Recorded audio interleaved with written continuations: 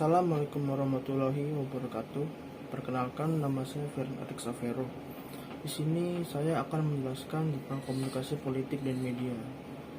Komunikasi politik adalah komunikasi yang melibatkan pesan-pesan politik dan aktor-aktor politik atau berkaitan dengan kekuasaan, pemerintahan, dan kebijakan pemerintah.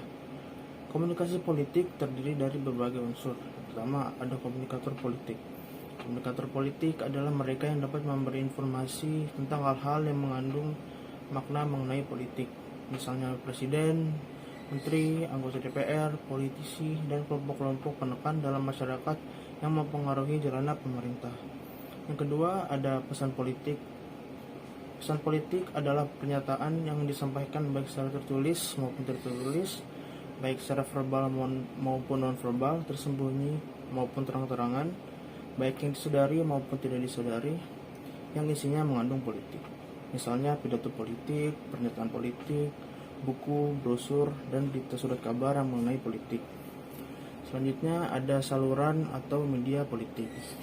Saluran atau media politik ialah alat atau sarana yang digunakan oleh komunikator dalam menyampaikan pesan-pesan politiknya, misalnya media cetak, media elektronik, media online, sosialisasi, komunikasi kelompok yang dilakukan partai dan organisasi masyarakat, dan sebagainya. Selanjutnya ada proses komunikasi politik.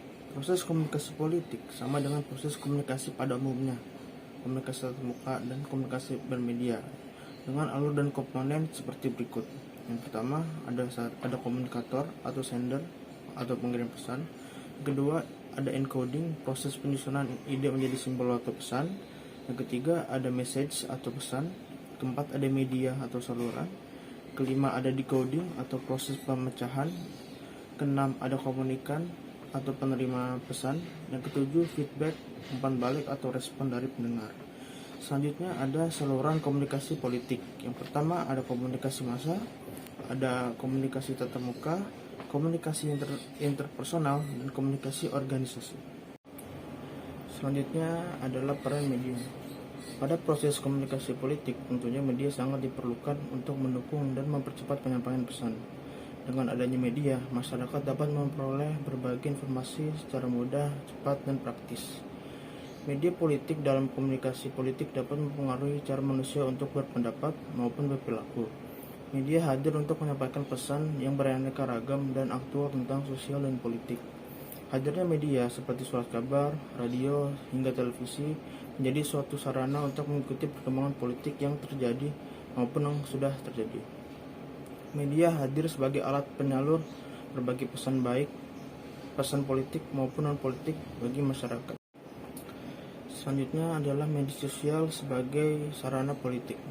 Media sosial yang semula dibangun untuk menumbuhkan rasa pertemanan dan pergaulan sosial, kini berkembang ke arah politik yang berujung pada tumbuhnya pertarungan kepentingan politik melalui bahasa pesan yang digunakan secara kontroversial.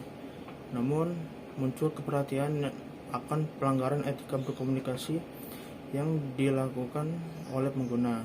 Bahasa yang semestinya menjadi alat komunikasi yang baik justru dimanfaatkan untuk menyerang, mengejek, merendahkan orang lain, dan berperilaku destruktif lainnya. Kedepannya, semoga media sosial dapat dikembangkan sebagai media komunikasi politik yang lebih baik dengan penggunaan bahasa yang beretika. Selanjutnya adalah contoh kegiatan komunikasi politik dan media yang terjadi di Indonesia. Yang pertama ada admin Partai Gerindra yang sering mereply netizen di Twitter.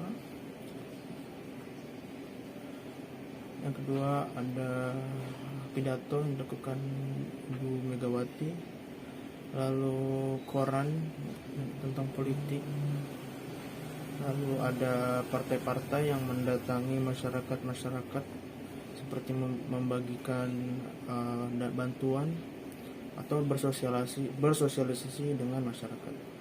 Dan yang lagi trending sekarang adalah baliho antara partai-partai untuk Pilpres 2024 seperti PDI